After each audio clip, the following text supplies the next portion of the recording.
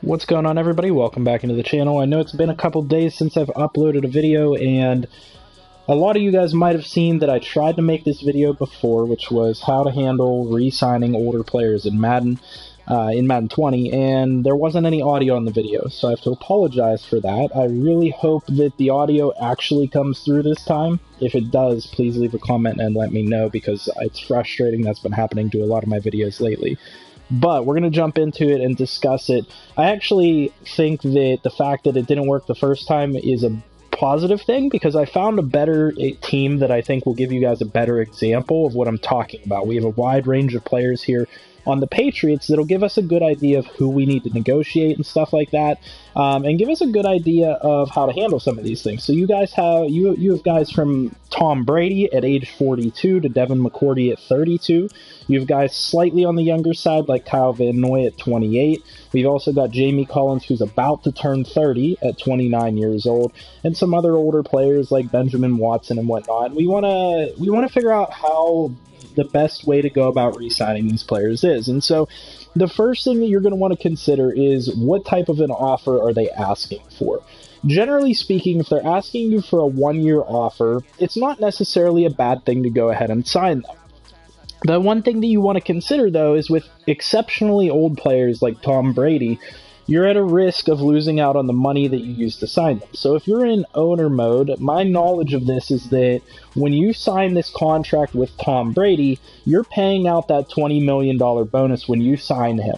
And so what happens is let's say he retires after you sign that contract, you're not going to get that $20 million in funds back. You'll get back the salary cap amount. You'll have a bonus $17 million in salary cap, but you won't get back the signing bonus money that you paid him on this contract. And so what that's going to stem to is simply that a lot of times, especially with guys that are just turning 30 or just over 30 years old, it's going to make sense to wait to re-sign them until the off-season phase just after the Super Bowl. And here's why. So that's a good example is, let's say we want to wait and find out if Tom Brady retires before I go ahead and sign him to a $20 million bonus.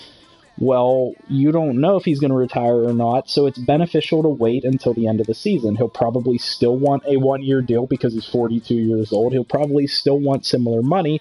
Maybe he'll even desire less money because his overall will probably go down as he'll regress since he's older, and that manipulates the formula so that he'll probably be desiring less money in free agency. And that's going to hit on my next point, especially with guys like Devin Mccourty, guys like Van Noy, Jamie Collins, and stuff like this. These are guys that are going to regress, and so it's going to affect the formula on how much money they are desiring. A great example is Jamie Collins. So Jamie Collins right now is requesting a 3-year deal. Well, he's turning 30 years old. It might not be advisable for you guys to sign him through 32 years old. And the reason being, he's an 83 right now. At the end of the season, he's going to regress because he turns 30 years old. Or it's likely that he'll regress. And he'll start regressing fast over time because he only has normal development. So what I'm considering is Jamie Collins, if I sign him to this deal, I'm going to be paying him money whenever he's 32 years old and probably a low 70 overall player, which is not ideal, especially at the value that he's requesting. He's requesting around $10 million per year. I don't want to be paying a 32-year-old, 70-something overall player $10 million a year. That's not ideal, and I think most of you guys would agree. And so instead of committing to this contract right here and right now, what I advise you guys do is wait on older players like this until they hit the offseason, because as soon as you pass the Super Bowl, the moment you pass the Super Bowl, they age, which means that he goes up from 29 to 30 years old, and if he regresses at all, his regression will hit at that point, which means he'll go down. Very same thing will happen with anybody over the age of 30. So guys like Devin Mccourty, he'll probably go down in overall, and that's going to affect the formula in the game that is requesting how much money that they want. So Devin McCourty being a 92 overall is probably worth around $12-13 million a year, which is what he's requesting. But at the end of the season, when he goes down, if he gets regressed really hard and goes down to somewhere around like an 87, 88, the formula is going to say, okay, maybe he's not worth $12 million a year. His desired contract might come in closer to something like $8 million or $9 million, and that could save you money. And so that's why you want to wait until the offseason, that signing phase right after the Super Bowl, to re-sign these players. Now, that doesn't apply to guys that are younger, like Joe Thuney. You're just going to want to lock those players up because you get no bonus from waiting on them. It's actually a negative for you to wait on players like that because you lose out on negotiation weeks. With guys like this, you can continue to negotiate. Once you hit that off-season phase, you have one chance to sign the player, and if you don't give them a contract that they like, they're going to hit free agency. Now, that's a big deal for players like this, a guy that's 26 years old, or a guy like Danny Shelton, maybe a guy like Philip Dorsett. That's a big deal because those guys will get money in free agency. The other thing that you want to consider is that a player like Tom Brady or a player like Devin McCourty or even Jamie Collins hitting free agency are going to attract a lot less bids and a lot less money from other bidding teams. And the reason being is that they're over 30. The game knows that they're old. It knows that they're less valuable. It knows that they're going to continue to regress. So you're going to be able to bring these guys back on cheaper deals. So it benefits you to wait and see if you can get them on a cheaper deal or a shorter term deal. Like Jamie Collins, for example, I would much rather give him a 1-year deal. So I'm going to wait till the off season and see if he'll re-sign on a 1-year deal as opposed to a 3-year deal. I'll see that if he turns 30, if that's going to change what he's asking for. And then if he doesn't want whatever contract I offer him, I'm going to be able to pretty much have free reign of him in free agency because he's 30 years old. Not a lot of people are going to bid on him. So let's go ahead and give you guys a good example of this and show you guys what exactly I mean. So right now, keep in mind, Tom Brady's looking for a 1-year deal, roughly 45 million, 46 or 47 million per year. We'll see if that goes down at all. Could go up, probably will go down because of the way the formula works. Same with Devin McCourty. Devin McCourty's asking for a 2-year deal, roughly 12 or 13 mil per year. And then let's also look at Jamie Collins. Jamie Collins is desiring 3 years and $10 million per year. Let's see if some of those numbers go down if we simulate to the post-Super Bowl phase. So we're going to go ahead and jump to off-season. This will take us to the week right after the Super Bowl, which is our final re-sign phase, our final opportunity to offer these guys contracts. And then what I'll also do is I'll jump forward to free agency in case we don't get any of them and show you guys that you can pretty much have your free pick of being able to re-sign these guys. So what you'll see now, Tom Brady, Devin McCourty, they've both gone down in the overall. So Devin McCourty went down to an 88, Tom Brady went down to an 88, Jamie Collins went down to a 79. And what you'll see at the bottom, they're requesting less money and less years on their contract. So Jamie Collins is now only requesting a 2-year deal, which is very helpful for you. Rather than signing him through a couple extra years, you can sign him shorter term. Or I guess he would have been signed through 33 before. Now you can sign him through 32. Same thing with Tom Brady. Tom Brady wants a 1-year deal. It looks like it might be cheaper.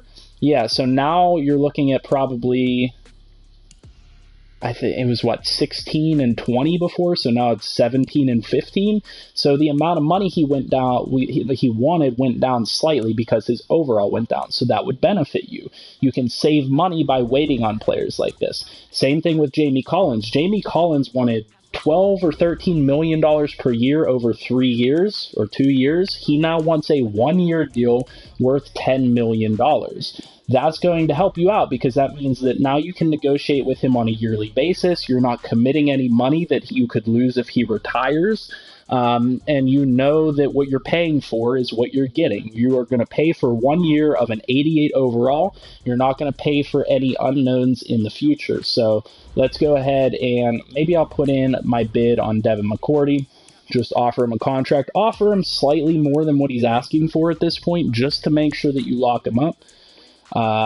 So he's going to go for a new team, but we'll probably be able to get him in free agency. You might be able to franchise tag him for a reasonable amount. That's not that much more than what he was asking for at $13 million. Tom Brady, will go ahead and give him slightly more. And then I'll show you guys, even if I don't get any of these guys, you'll have a relatively free ability to actually bring these guys back. Now, Tom Brady might be worthwhile to franchise tag, so he wanted roughly $30 million, I'll just franchise tag him because he wanted 1 year, $30 million. I'll franchise tag him for 1 year, $25 million. I just saved myself money any way you slice it. Now I go over to Jamie Collins. Jamie Collins wants a cheap deal. I'm not going to bring him back. I want to show you guys that he is probably a free agent that not a lot of people are going to bid on, and you'll be able to get him for a reasonably low price. So let's go ahead and jump forward to free agency and show you guys the benefits of waiting on guys like this. So let's go ahead, look at our signed free agents tab, and we're going to be looking at quarterbacks. So what you'll notice is that older quarterbacks like this, and it looks like Tom Brady's not even here. Maybe Tom Brady retired? I'm confused. What just happened? No, it says he's still on my team, so it glitched out. Somehow Tom Brady's still on my team. Okay, let's see about... Oh, I franchise tagged Tom Brady. Sorry. Going a little wacky. We want to look at Devin Mccourty. Devin McCourty, the other teams that are bidding on him right now, they're only offering him a 1 year, 99-point offer, which is really not that high, especially when you're going to compare that to some of the other top-end free agents.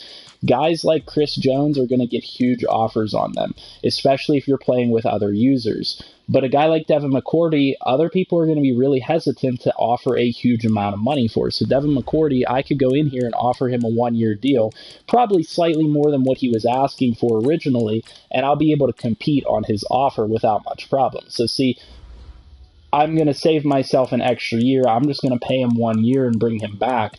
And then I'm not locked up for any negative obligations in the future. You can compete on that contract relatively easily without hurting yourself too much financially.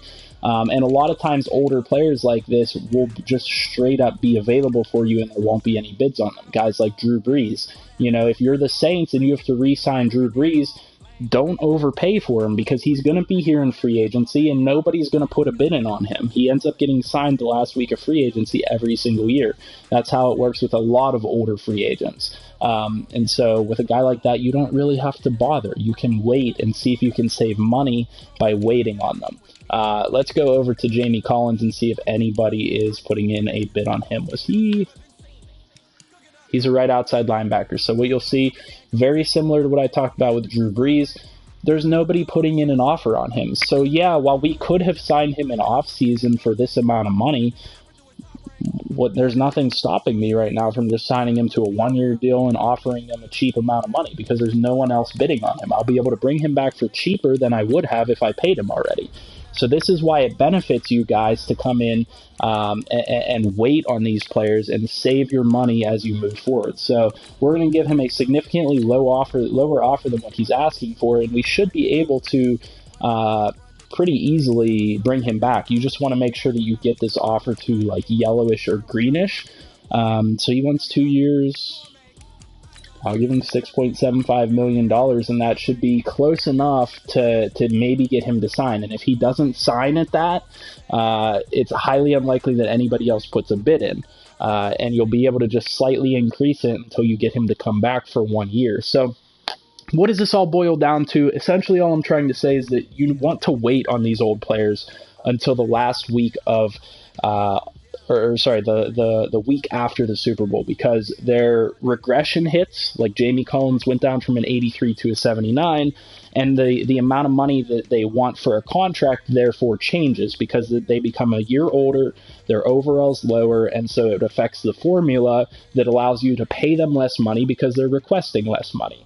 And especially with older players like this, you'll have a good shot at bringing them back in free agency regardless of if you're not able to sign them in that last re-sign phase or not. So you can save yourself a lot of money by doing that. I highly recommend that you wait on your older players.